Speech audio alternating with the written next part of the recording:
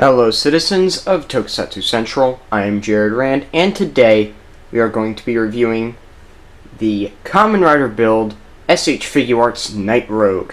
So, the BCR line didn't necessarily give us the figures for many of the forms or even riders.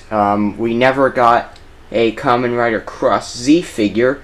We only got Cross Charge and we never got Cross Magma. So we couldn't get a BCR Final Form line, but, you know, with the Rider Kick figures, I think we're on the horizon of getting something like that.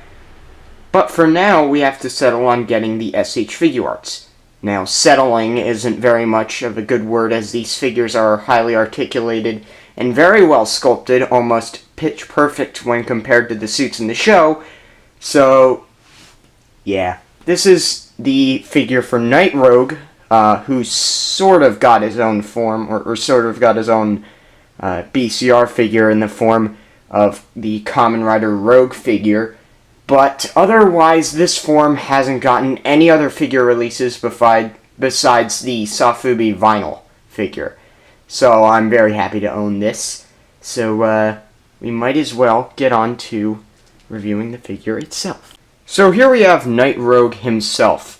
And as you can see, the Bi-Kaiser design is very visible throughout this entire figure. Now, what is the Bi-Kaiser design? Well, basically, for each and every single one of the steam gun users, so Trans Steam Gun or Nebula Steam Gun, their base is designed after the Bi-Kaiser, which isn't necessarily even a character that's been shown very much, except for in the YouTube exclusive episodes, which I never got to see. I only got to see like one of them, so I don't know much about the Bi-Kaiser character. But as you can tell, his design doesn't work very well on his own, so that's why he got, you know, all of these different other forms for different riders who use the steam guns, Trans Steam Gun and Nebula Steam Gun. Also, this isn't the only other figure version. There's also the Soto figure, but those are way too small for my taste. So might as well just take a closer look at the figure itself. There we go. As you can see, helmet right here, very nice. There's a giant smokestack coming right up from the top. As you can see, there is a bat logo right there. I'm going to get a little bit closer and focus in some of those minor details. As you can see, there are actually two eyes molded in that you can see through the visor.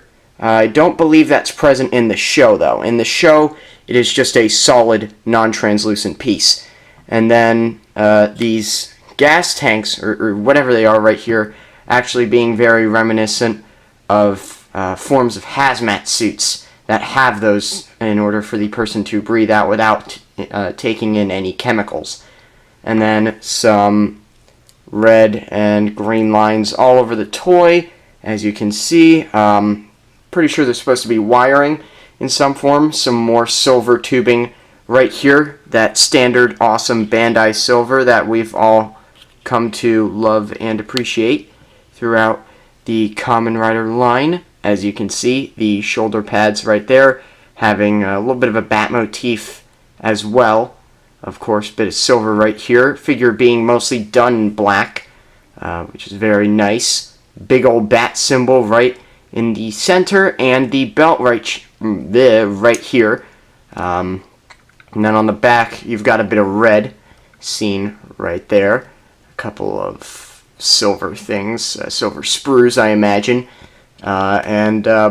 Basically, that's almost about it. Right down here at the legs, the molding makes, you know, absolutely no sense. I have no clue what these are supposed to be, because the boots, they're not even necessarily boots.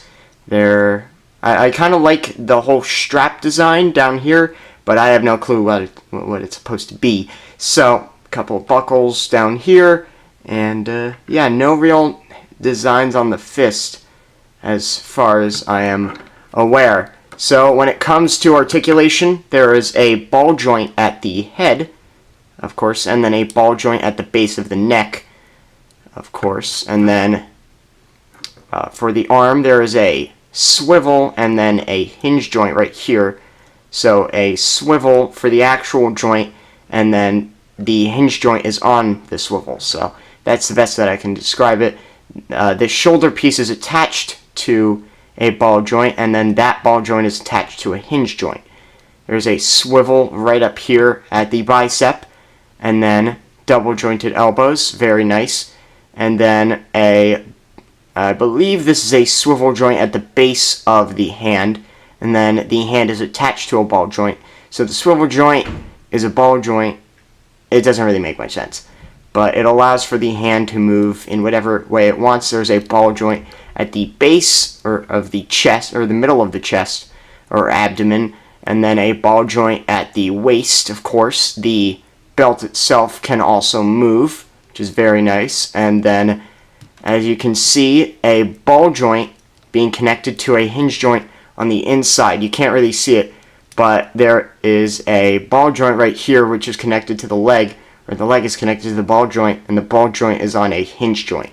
So ball joint right here, and then a swivel joint right there, and then double jointed knees, of course, and then there is a hinge joint right here, and then this is another hinge joint, so it's not even really that, and then that hinge joint is on top of a swivel.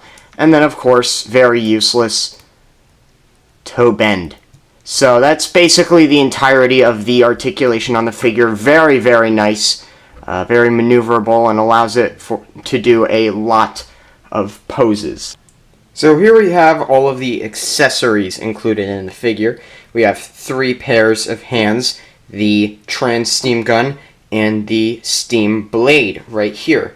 So taking a look at the hands first, as you can see, gotta focus in on them a little bit because these hands are tiny, very tiny. There are these grasping hands, which I'm pretty sure are meant for the red steam blade. There is these trigger finger hands, which are used for the trans steam gun, of course, for either hand, and then these splayed out hands, which I'm pretty sure are used, just for standard walking in style poses, which I'm pretty sure I'm going to show off later in the review. Okay, so moving the hands aside, we can take a look at the trans steam gun itself. Now, I'm pretty sure I won't be able to do a comparison to the real one, considering my odd-ass camera setup, but as you can see, the trans steam gun is done up mostly in black, of course, very accurate to the actual toy and the prop I'm assuming in the show. This is actually a little bit bigger than the trans steam gun used for the actors before they transform. So this isn't the prop used with this isn't the one used with Gentoku. This is the one used with Night Rogue. So not very disappointed that they didn't include the smaller one, because that was mostly for Gentoku. But of course, a little bit of red, and the green and red piping detailing continues onto this toy.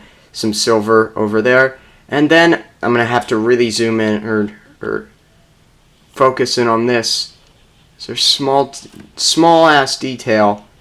It's gonna be very hard to pick up on my camera, but there is an actual. I can't even focus in on it because it's so small. There is an actual bat full bottle included with this. It's very hard to focus in on, but it's there. I swear. Yeah, a actual bat full bottle. It's detachable, and I looked in on the molding, and it is very, very close. There's just no real brown used on the actual figure itself, or any of that. So putting it in, there's a big ol' purple bar that just allows you to slide it in to the Nebula steam gun, or trans steam gun.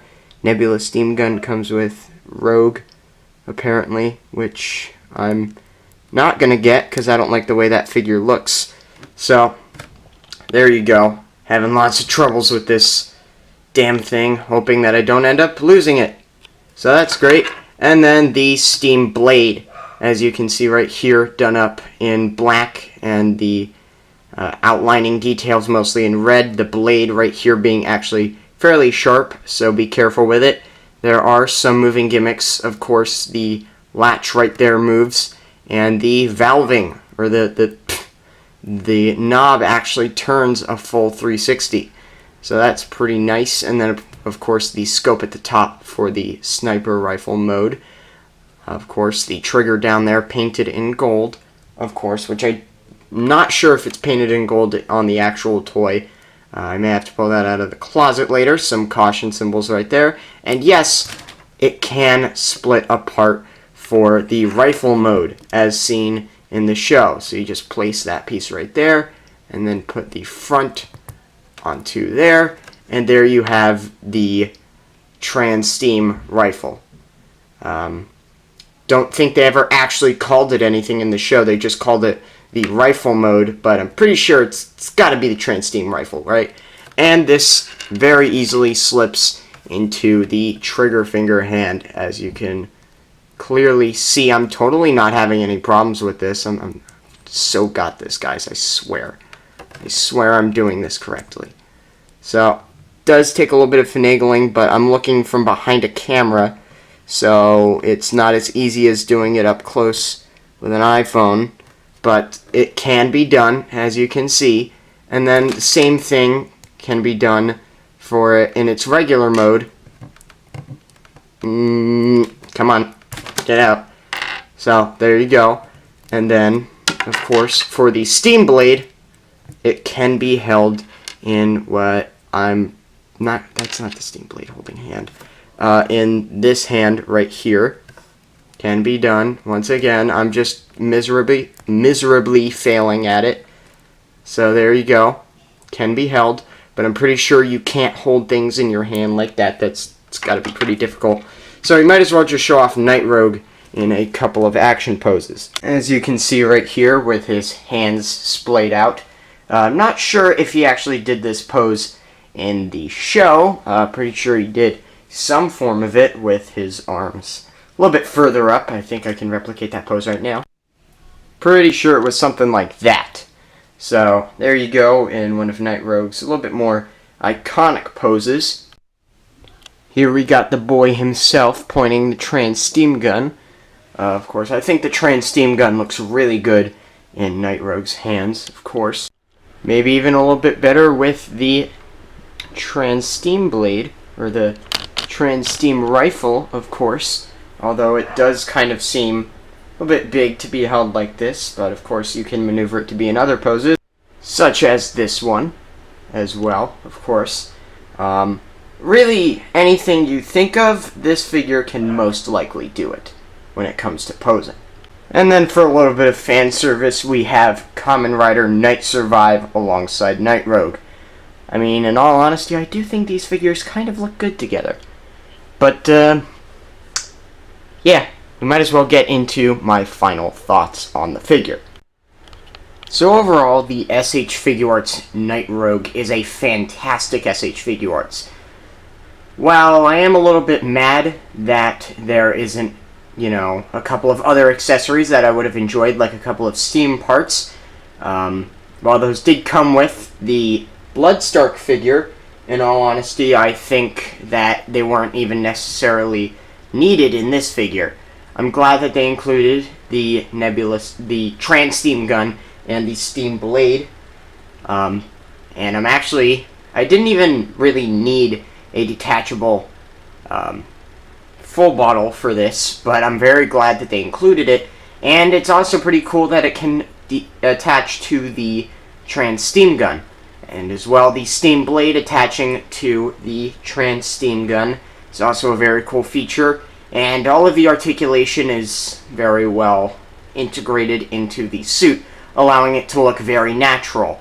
And as well, some very tight joints and tightly made construction for the figure. I'd overall say that this is a fantastic figure. And while sometimes the price may not be the best, you have to look in the right place for the figure. But overall, this is a very well-made figure. So, thank you guys for watching. Like if you enjoyed the video that much. Subscribe if you want to see more. and comment if you want to ask any questions about the actual toy. You can check out my Instagram, rand.jared, and of course, check out my other YouTube channel, Jared the Collector New. And I will see my fellow citizens of Tokusatsu Central next time when I review the DX X Changer.